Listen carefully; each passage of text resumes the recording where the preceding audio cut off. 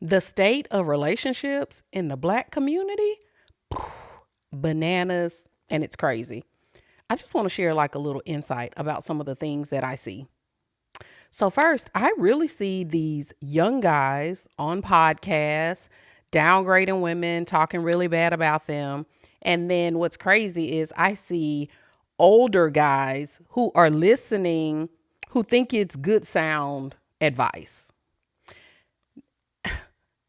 Is there not a vetting process? Like, how are these guys and how are these young ladies who listen to this stuff? How do y'all determine that these people are experts or that these are people that you should listen to? I'm really confused about that part. It doesn't make any sense to me.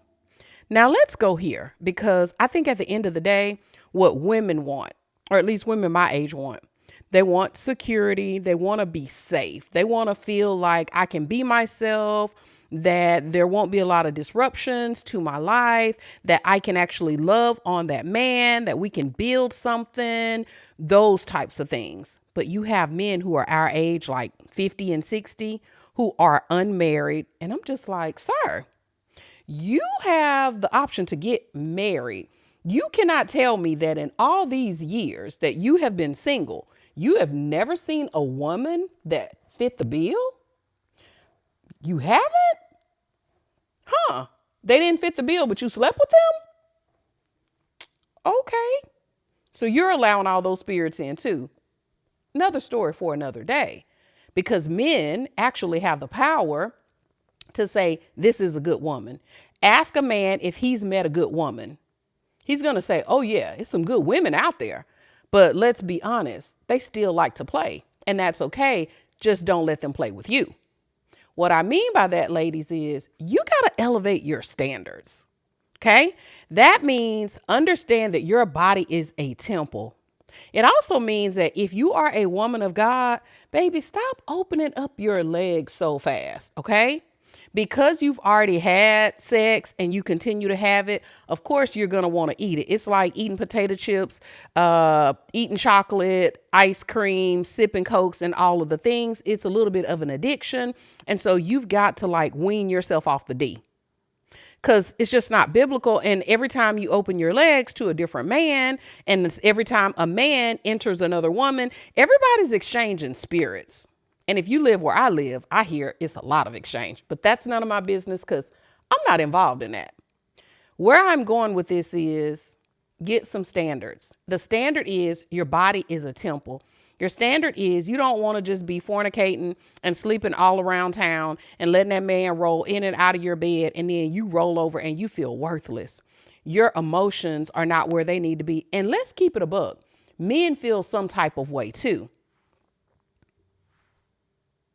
And the reason why men feel some type of way too is because if they were a good thing and they had found this good thing and they were committed and they were serious and they really wanted to build and they really had all of these things together, understand they wouldn't be out here at the club. I'm talking about 40, 50, 60-year-old men at the club. Well, anyway, I digress. Let's just keep it moving. I'm not saying you can't go out. I'm not trying to pass any judgments, but let's keep it a buck. Back in the day, old school men, if they were out with their woman or their wife. There's too many uncommitted people, and that simply means unhealed people, unhealed trauma. It's not exclusive to women, but men don't have a space to talk about it. And so what they do is they listen to this foolishness on the internet and then they start regurgitating what they heard. And again, I'm like, sir, use some wisdom. And ladies, use some wisdom. Elevate your standards. Close up the legs. It's okay to be celibate. Practice it for a minute. You will feel so much better if you don't allow Tyrone to keep jumping in and out of your bed. I hear people say, I want to be married. It's like they just fantasize about being married. As someone who has been married before, marriage takes work. And if you know what I know, you better make sure that you are married to a godly spouse, not a man that goes to church, a man that knows God, a man that's after God's heart. And you may say, where are they? I don't know. But until you find one, you may want to cool out, because I'm telling you, anything outside of that, you are going to put yourself in a world of danger.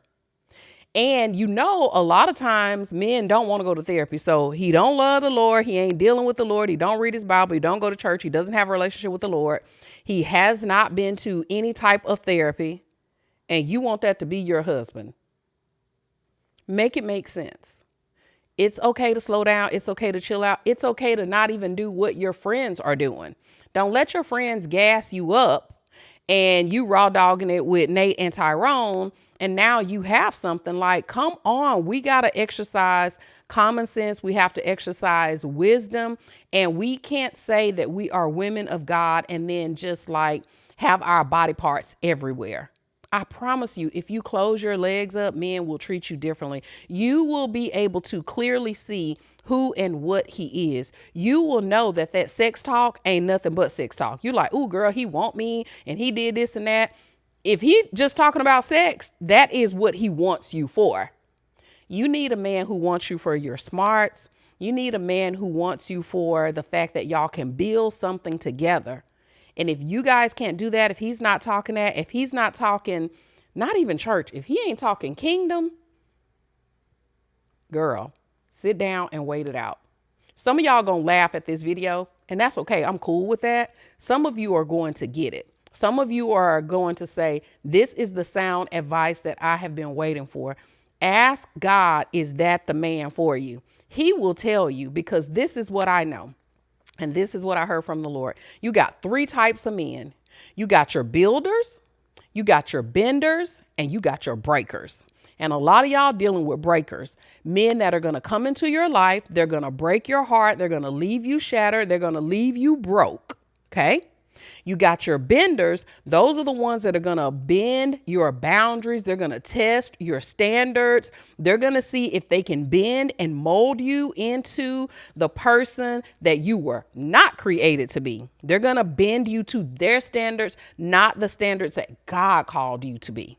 And then you have your builders. That's that kingdom man. That's that Boaz man. Now, you may say they're not out there. They are. Just sometimes we don't put ourselves in the right place to meet those, or we get impatient and then you start opening your legs up to a Tyrone, to an unkingdom, ungodly type of guy who doesn't understand the God type of love that you desire. Apparently, you may not even understand it either, but I challenge you, go read and see what the Bible says about marriage, because 2 things I know. If he ain't in the church and he does not have a relationship with the Lord, he's never going to be able to love you the way you think you want to be loved. And then also, I see a lot of ladies who talk so crazy to men. Baby, that's out of order too. Okay? Like, I know y'all probably saw your mama, your grandmama, big mom. That's not cute. That's not cool. I'm saying we need to learn how to communicate. We need to learn what love is. And before y'all say, well, I got to sleep with him, I got to know what it's like. If you hadn't slept with so many Tyrones, you wouldn't have so many things to compare to. And the same thing with men. If you get up off of Tina's, stop sleeping with all these women and stop watching all this porn, we wouldn't have these imaginations to be like, well, they got to do this and they got to do this and that. Come on. No one's a machine. And this goes in both directions. What I'm saying is tap into the Lord, see what he wants you to say. We have got to get our community back on track. And it literally starts with Black love. It starts with a man and a woman coming together under a kingdom covenant, saying, hey, we are going to be in relationship. We're going to get married. We're going to do this God's way. Until that happens, this cycle that we have in our community, it is just rolling down into everything. The youth, the way that they act, it's because there's no 2-parent homes. That's like not even priority anymore, or we are married to the wrong people. And then that causes a broken home. Hey, been there. Listen, I'm not talking at you. I'm just telling you like what I know. Okay. If you have any questions, any comments, please feel free to leave them below. But this is something that has been on my heart. Ladies, chill out. Elevate your standards, elevate your mindset. I'm not saying treat men mean. I'm saying don't give them access so fast.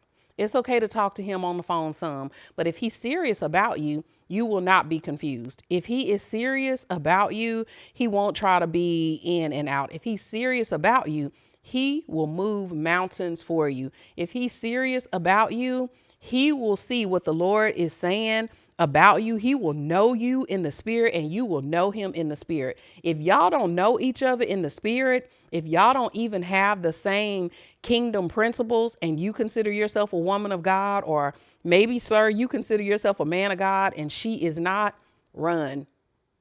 Run, especially if they don't have an interest in making a change.